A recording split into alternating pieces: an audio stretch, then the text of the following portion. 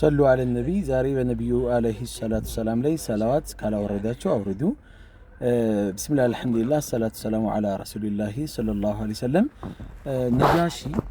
أصحامة النجاشي رضي الله عنه من دنو تشار يادرقو فتحاوي يادرقو مكنياتو من دن نبر يا الله ملكتنيا يذهبوا إلى أرض الحبشة وده حبشة مدر تقوازو فإن فيه ملكا بذا بحبشة مدر لي نقوس هالله لا يظلم عنده أحد عندم سوسو زند يما يبدل بيتي هنا فتحاوي نقوس هالله بلو يا الله ملكتنيا بكون في دنس الصحابة تشاتشون ሁለት ጊዜ ከአንድም ሁለት ጊዜ ሂጅራ ወይም ስደት ሲልኩ ነጃሺ ምን አይነት ሰው ነበረ ሲባል ከመነሻው ጀምሮ ነጃሺ አባቱ ከነጃሺ ውጪ ወይም ደግሞ ከአስሐማ ማለት ነው ከሱ ውጪ ልጅ አልነበረውም እና ኢትዮጵያንና በኢትዮጵያ ዙሪያ ላይ ግዛት የሚያስተዳድሩ የሆኑ አካሎች በአጠቃላይ ነጃሺ ተብለው ይጠራሉና አሁንም በነጃሺ በሚለው ቃል ለመግባባት ያህል በዛ ነው የምንጠቀመውና ሰዎች ተሰብስበው ከይድን ወይም ተንኮልን አሰቡ አሻጢር ማለት ነው ምንድነው ያም ተንኮሉ አሁን ይሄ ነጃሺ የተባለው የነጃሺ አባት ማለት ነው እሱ ስልጣን ከለቀቀ ወይም ደግሞ ከሞተ የሚወርሰው ማንም አካል የለም ወይም ደግሞ ነጃሺ ብቻ ነው ነጃሺ ደግሞ ዘር የለውም ስለዚህ አንድ ልጅ ብቻ ነው ያለውና ነጃሺ በኋላ ላይ ከሞተ ማን ነው ይሄንን ዘር ሊያስቀጥለው ይሄንን ስልጣን ሊያስቀጥለው የሚችል የሚል ሐሳብ አብሰለሰሉ አወጡ አወረዱ ስለዚህ ምንድነው መሆን ያለበት የነጃሺ አባቱ ስልጣን ያዘው እሱ ነው ስለዚህ የሱ አባት ወንድሙ አለ የነጃሺ አጎት ማለት ነው ስለዚህ የነጃሺ አጎት ደግሞ ወደ 10 የሚጠጉ ልጆች አሉት ስለዚህ እሱ ካልሆነ በስተቀር ይሄን ስልጣን እሱ ስልጣኑን ከያዘ የነጃሺ አጎት ስልጣኑን ከያዘ እሱ ከሞተ በኋላ እንኳን ከዛ በኋላ ልጆቹ አንድ ባንድ ይያሉ ልጆቹ ስልጣኑን መረከብ ይችላሉ ስለዚህ ስርዓቱን በዚህ መልኩ ይቀጥላል የሚል ሐሳብ አነሱና ለዚህ መፍትሄ የሚሆነው ምንድነው ሲባል የነጃሺን አባት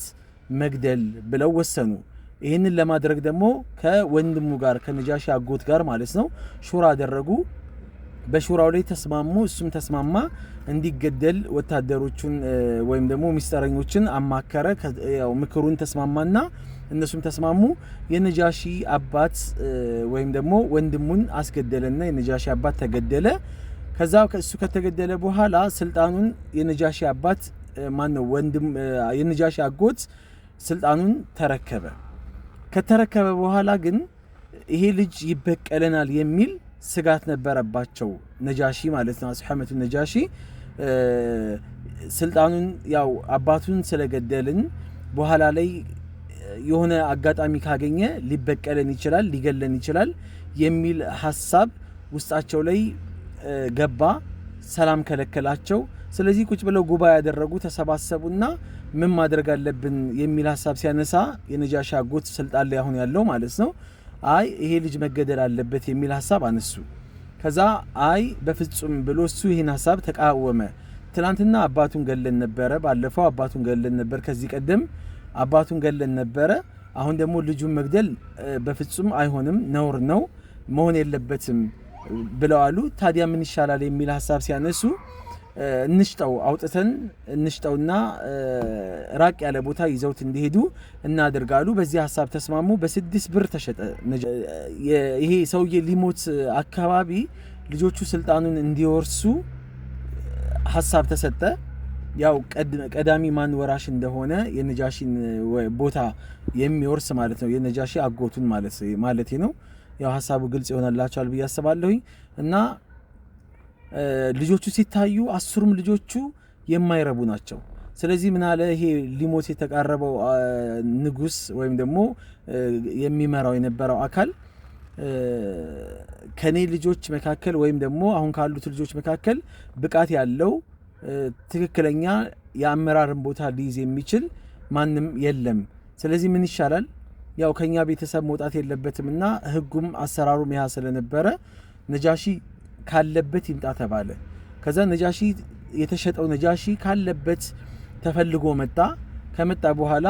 ስልጣን ለሱ እንዲሰጠው ተደረገ ስልጣን በሚሰጠው ሰዓት ላይ ነጃሺ ፍትሃዊነቱ እዚህ ጋር ነው የሚጀምረው ይላሉ። ያኛውን ሰውዬ ዘርበል ብለው አባረሩት። በ6 ብር የሸጡለት የገዛቸው ሰውዬ ገንዘቤ መልሱልኝ፣ ባሪያውን ከወሰዳችሁ አገልጋይን ከወሰዳችሁ ገንዘቤ መልሱልኝ አላቸው። ከዛ ዘርበል ብለው በበደል እሱን ሊያባሩት ፈለጉ እና እሱ ቅር አለው። የዛኔ ነው ነጃሺ በፍጹም ወይ እኔ የምትፈልጉኝ ከሆነ የሰውየው ሐቅ አለ የሸጣችሁበትን 6 ብር መልሱ፣ አለበለዚያ እኔ የሱ ሐቅ ነኝ በማለት ወደሱ እንደሚመለስ ነገራቸው። በዚህ ሰዓት ነበር እንግዲህ እነሱ አግራሞት በፈጠረ መልኩ 6 ብሩ እንዲሰጠው ተደረገ። ሰውየው 6 ብሩን ይዞ የገዛበትን ብር ይዞ ተመለሰ። ነጃሺም ስልጣኑን በዚህ ምክንያት ያዘና ከዛ ስልጣኑን ቀጠለ። ከዛ በኋላ ምን ይላል መሰላችሁ? ይሄ ነብዩ አለይሂ ሰላቱ ሰላም የላኳቸው ባልደረቦች ሱሐባዎች እዚህ መተው ነጃሺ አሳልፎ እንዲሰጣቸው በአምር ኢብኑ አልዓስ አማካኝነትና በአንድ ሱሐባ አማካኝነት ቁረይሾች ደጎስ ያለ ደሙዝ ወይም ደግሞ ስጦታ ደጎስ ያለ ስጦታ ይዘው ነበር የመጡት ወደ ነጃሺ ጋር ማለት ነው። ከዛ ያን ስጦታ ለነጃሺ አቀማማጮች ሰጥተው እኛ እዛ ቦታ ላይ ድርድር ውስጥ በመንገባበት ሰዓት ላይ እናንተ አሳልፋችሁ መስጠት እንዳለባቸው ለነጃሺ ከስር ሆናችሁ ታሞቃላችሁ ብለው አሏቸው። ተስማሙ። ጉቦ በልተዋሉ። ከዛ በኋላ ነጃሺ ጋርም ገብተው ከባድ የሆነ ታይቶ ማይታወቅ የሆነ የወርቅ ጉቦ ይዘውለት ገቡ። ከገቡ በኋላ ነጃሺ ያንን ጉቦ ለመቀበል ፍቃደኛ አልሆነም። አላህ ስልጣኔን የመለሰልኝን አላህ ሐቄን የመለሰልኝ አላህ እኔ አሁን በነፃ ማህበረሰቡን ለማገልገል ዝግጁ ነኝ በማለት ለራሱ ቃል ገባ። ሱሐቦችን አሳልፎ ከመስጠት ይልቅ በጉቦ ከመታለል ይልቅ ቁጭ ብላችሁ እስቲ እናንተም ሐቅ አለ የምትሉትን አውሩ፣ እናንተም እና አምርም ሆይ ሐቅ አለ የምትሉትን ነገር አውሩ አሏቸው። ከዛ እና አምር ኢብኑ አልዓስ እነዚህ ሰዎች በደል ወይም ደግሞ አዲስ ሃይማኖት ይዘው ነው የመጡት በማለት ወቀሳቸውን ክሳቸውን ቀጠሉ። በጣም ብዙ ነገር ነው የተናገሩት። ያንተንም ሃይማኖት የኛንም ሃይማኖት ጥለው ነው የመጡት፣ የራሳቸውንም ሃይማኖት እንደዚሁ አዲስ ሃይማኖት ነው ፈብርከው የመጡት በማለት ተናገሩ። ከዛ ጃዕፈር ነበር ሙስሊሞች ተከራካሪ ወይም ደግሞ ሐሳብ የሚያቀርበው ጃዕፈር ነበርና